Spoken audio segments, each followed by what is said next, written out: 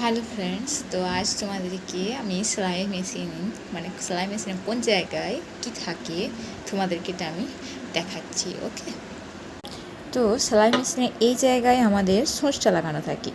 এইটার সাহায্যে এটা টাইট করে লাগানো থাকে সূঁচটা এখানে।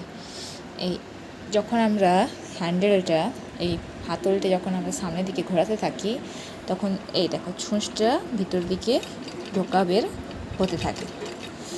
ঠিক আছে, এই অংশটি আমাদের সুতো থাকে এখানে, না হলে এখানে রাখার সুতোটা আমরা দিই। দেখো সুতোটা আমরা ঠিক এই অংশে রাখি।